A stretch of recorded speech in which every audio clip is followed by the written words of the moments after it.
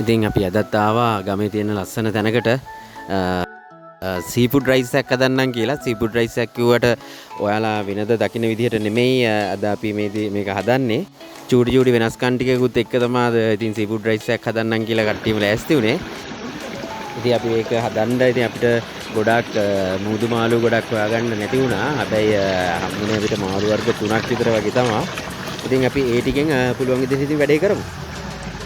ඉතින් අපි මේ වැඩේ කරන්න ඉතින් අපි ගත්තේ කීරිසම්බ තමයි.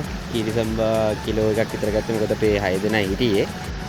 ඉතින් අපි හාල් ටික හොදාගෙන හාල් එක ලිපේ තියලා බත් එක ඉදෙන අතරේ අපි අනිත් වැඩ ටික කරගමු. අපිට තියෙනවා ඒකට ඕන මාළු ටික කපා ගන්න. අපිට හම්බුනේ තලපත් මාළු ටිකක්. තලපත් මාළු තිබුණා. එතනින් ගියාම අපිට ඉස්සෝ ටිකක් තිබුණා. ඉස්සෝ ටික හොදාගෙන ඒක සුද්ධ කරගෙන අපි පැත්තකින් තියාගෙන තිබුණේ කලින්. එතකොට අපිට ලින්නෝ මාළු හම්බුණා. ලින්නෝ මාළු ටික සුද්ධ කරගෙන ඒ ටිකත් කපාගෙන ඒ ටිකත් අපි ලෑස්ති කරගමු. ඒ අතරේ අපිට තව තියෙනවා එතන ඉඟුරු සුදු ලුණු කපා ගන්න. ඒ ටික තියෙනවා. ඒ ටික කපා ගන්න බත් එක ඉදෙනවා එහා පැත්තේ. ඉතින් අපි සුදු ලුණු ටික සුද්ධ කරගමු. සුදු ලුණු ටික සුද්ධ කරගෙන සුදු ලුණු ටිකත් එක්කම අපි ඒකට දාගන්න ඕනේ ඉඟුරු ටිකත් අපි සුද්ධ කරගෙන ඒ ටිකත් ලෑස්ති කරගෙන දැන් වංගෙඩියට දාලා කොටා ගන්න තමයි ලෑස්ති වෙන්නේ. ඉතින් ඉඟුරු ටිකෙම සෝදගෙන ඒ ටික කොටාගෙන අපි ඊට පස්සේ ලෑස්ති කරගන්න ඕන අමු මිරිස් ටිකක් කපා ගන්න ඕන. අමු මිරිස් ටිකක් කපාගෙන පැත්තකින් තියාගෙන අපි ඕන බඩු ටික ලෑස්ති කරගමු. මොකද බත් එක ඉදෙනකම්. ඊට පස්සේ අපි ලීක්ස් ටිකක් ලෑස්ති කරගන්න ඕන. ලීක්ස් ටික චූටි චූටි කපාගෙන ඒ ටිකත් ලෑස්ති කරගෙන ඊට පස්සේ අපිට මේකට ඕන වෙනවා ලුණු, කැරට් ඒ ටිකත් අපි ලෑස්ති කරගමු. අපි මුලින්ම කැරට් ටික කපා ගමු.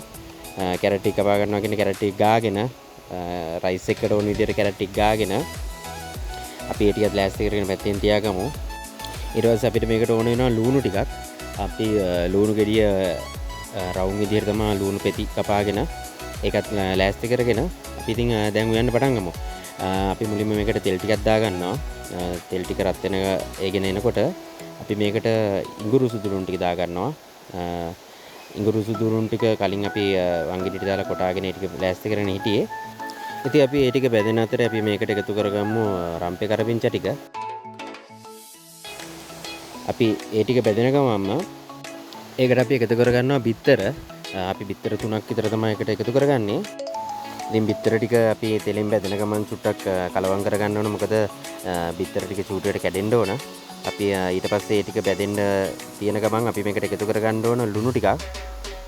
ලුණු ටික එකතු කරගෙන අපි මේකට එකතු කරගන්න ඕන කලින් කපාගත්ත තලපත් මාළු ටික. ඉතින් තලපත් මාළු ටිකත් එක්කම ඊට පස්සේ අපි මේකට එකතු කරගන්නවා ඉස්සෝ ටික. ඉස්සෝ ටික එකතු කරගෙන ඒක මීට පැදෙන ගමන් අපි මේකට ලින්නෝ මාළු ටිකත් එකතු කරගන්නවා. ලින්නෝ මාළු ටිකයි ඉස්සෝ ටිකයි තලපත් මාළු ටිකයි හොඳට තෙලෙන් බැදෙන ගමන් දැන් තියෙන්නේ.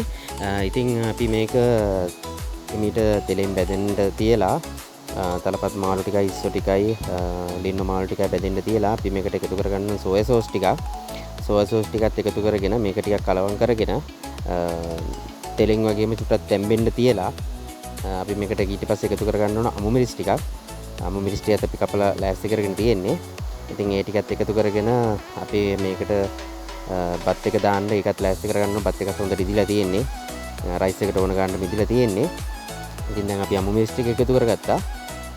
අමු මිරිස් ටිකත් එකතු කරගෙන මේක ඊට උඩින් අපි දාගත්තා ඉස්සලා කපාගත්ත ලුණු ටික. ලුණු ටිකත් බැදෙන අතරේ අපි මේකට එකතු කරගමු දැන් බත් එක.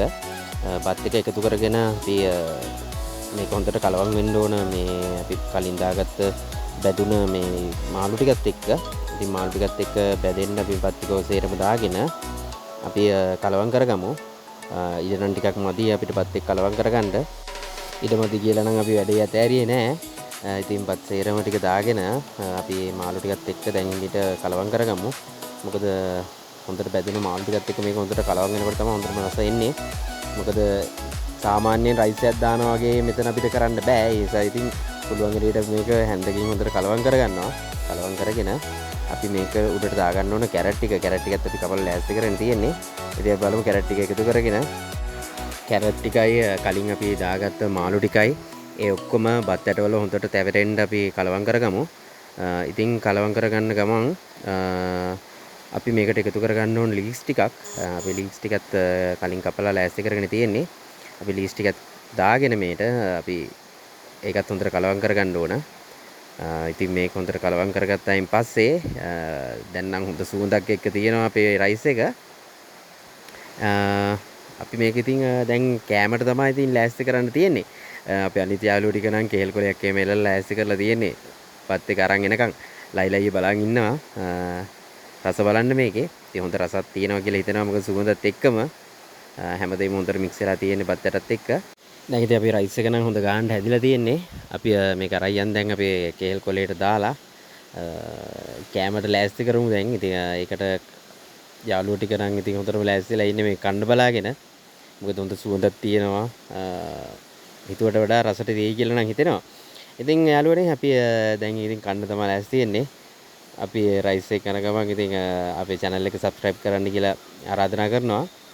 ඒ වගේම අලුත් වීඩියෝ එකක් දැම්මොත් එහෙම ඉක්මනට මාට බලා ගන්න පුළුවන් ඉන්න bell icon එකත් ඔබලා තියාගන්න. සොබා කුස්සියත් එක්ක අලුත් වීඩියෝ එකකින් හම්බෙන්න බලාගෙන. ඉතින් අදට අපි ගිහිල්ලා එන්න. ආයෙත් හම්බෙමු. සුබ දවසක් මොකට.